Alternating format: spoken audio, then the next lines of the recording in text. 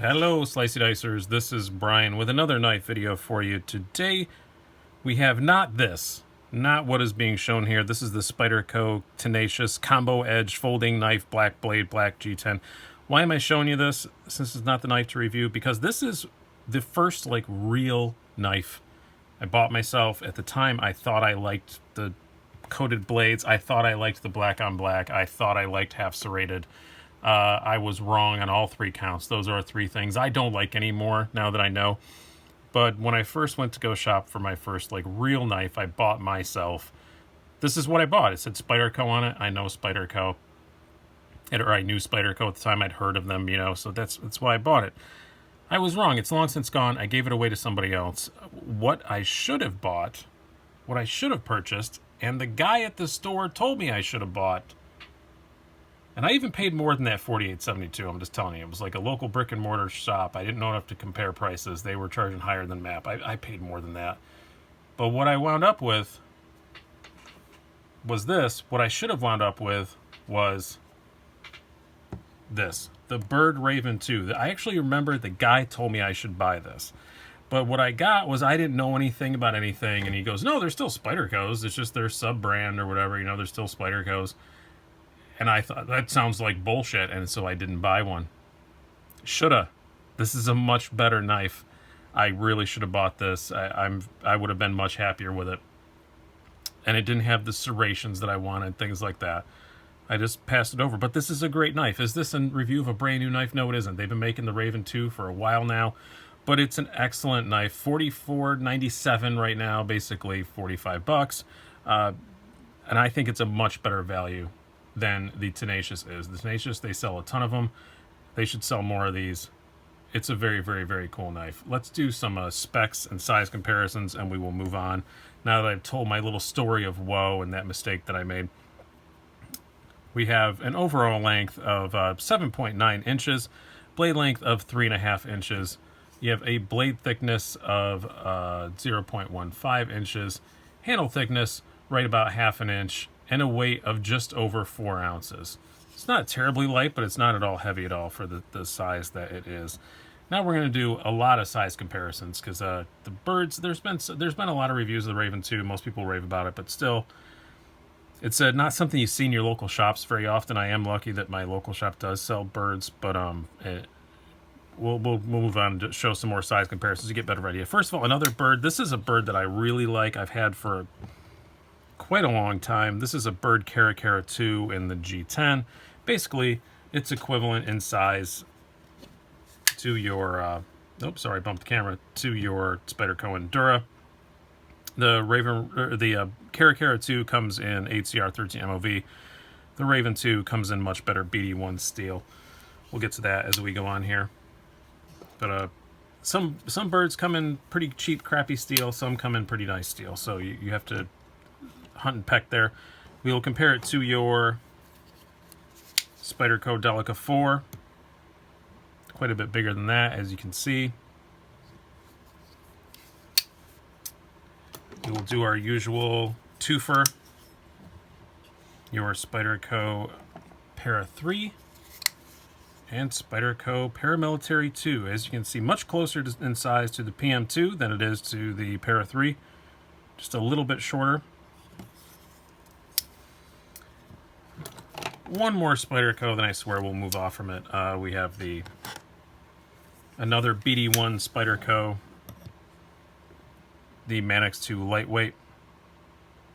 Not actually that far off a Manix 2 Lightweight, I have to say. This feels bigger, but they're actually not that far off. A couple of Kershaws.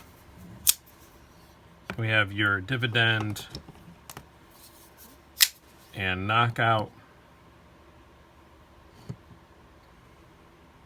And lastly, because this is something I really honestly do want some comments from you guys. So this is a budget. I think this would be a fun little battle to the death. This is a budget knife from a few years ago in this 3.5 inch range. I'm thinking about, and very similar in price to a budget knife from nowadays. This is the Civivi Backlash. I kind of think it'd be fun to do a little comparison between these two. If you guys want to see that, let me know in the comments down below. I'm not really sure if I want to do it or not. Pretty sure I know which one's going to win, but I still like both of them a whole lot, so let me know.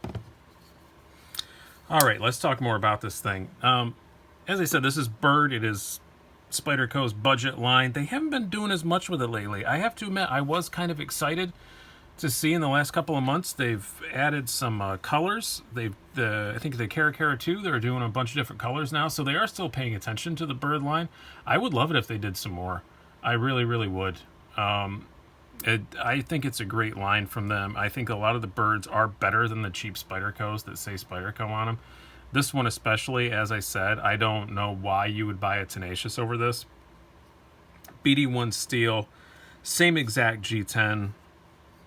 Everything feels exactly the same quality as a Tenacious, but you're getting better steel and just, I think, better value for a little bit less money, $5 less money, which isn't a whole lot of money. It's not a whole lot of big difference. But the only reason to buy a Tenacious is if you just really want that logo on it. If you wanted to say Spyderco instead of Byrd. Yes, it does have the little bird eye hole instead of just the round one.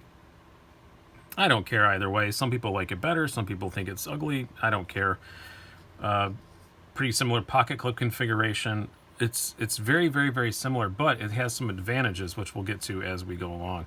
But the quality and stuff is perfectly fine for $45. I think it's excellent. The only issue I have with it is the centering's a little bit off, and it's not even that bad.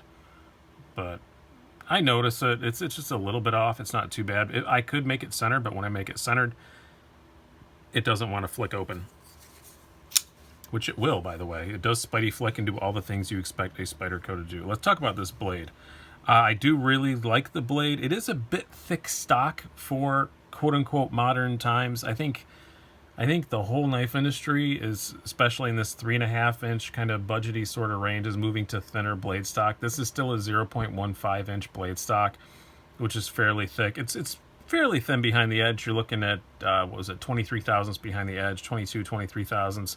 Full flat grind. It still cuts perfectly well. It's not nothing wrong with it, but it is kind of you look at like the aforementioned backlash that I showed.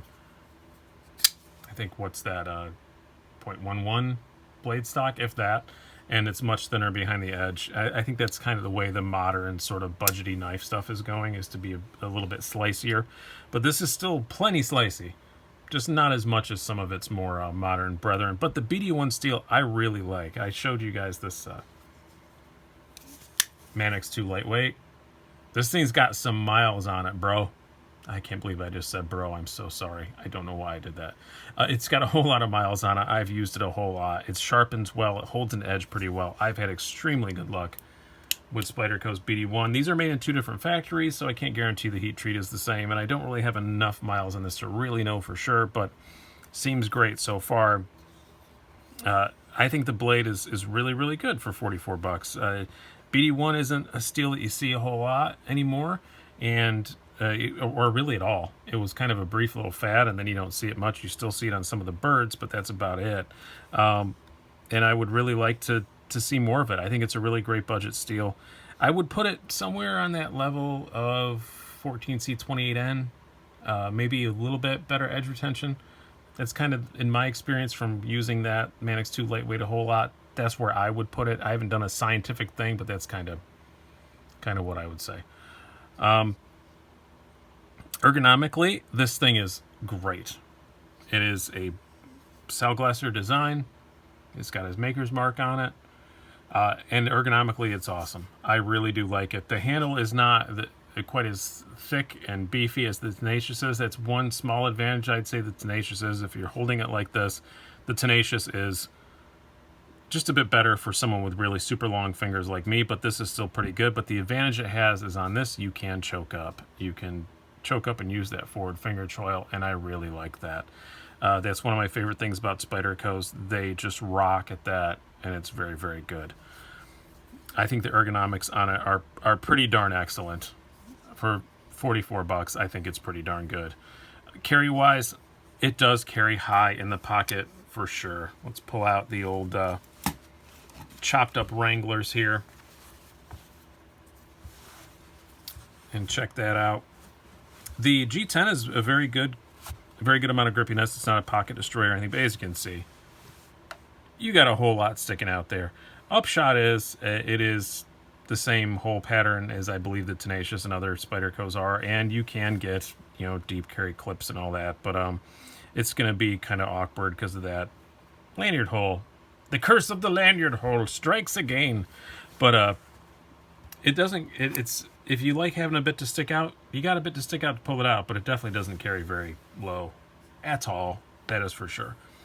Action on it, it's not bad. Run Teflon, it's you know, you don't, that's I think the Tenacious does run on phosphor bronze, but it's been so long, don't quote me on that, but it works fine.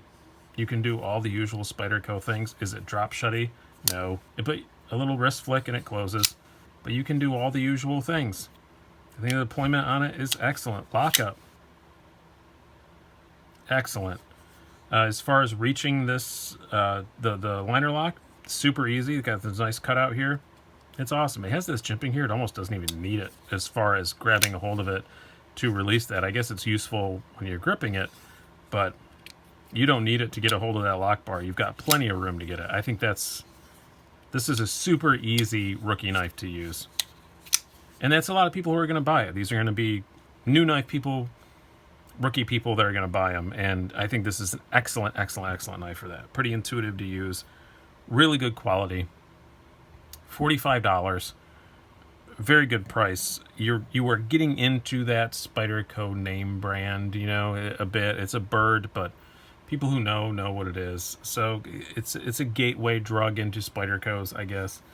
The only problem that it has now in 2018 is knives like the Backlash. Does it hold up against that? I don't know. This has arguably better steel. It's ball bearing. It's a flipper. It's cheaper by a little bit. Yeah. But I still really like it, and I'm glad I finally got to experience one. I'm very late to the game. But this is a knife that has resided in many a shopping cart on many a website for me, and finally had a chance to get one at wholesale. And I said, you know what, I'm gonna get it. I gotta experience it. Kevin Cleary just posted some videos raving about it, and that kind of reminded me that I wanted to get my hands on it. Great channel, by the way. Check him out, Kevin. Common spelling, Cleary, Cleary. Great channel. Does some really good reviews. He raved recently about the Raven and kind of said the same thing I'm saying right now. Why didn't I get one sooner? It's a very cool knife.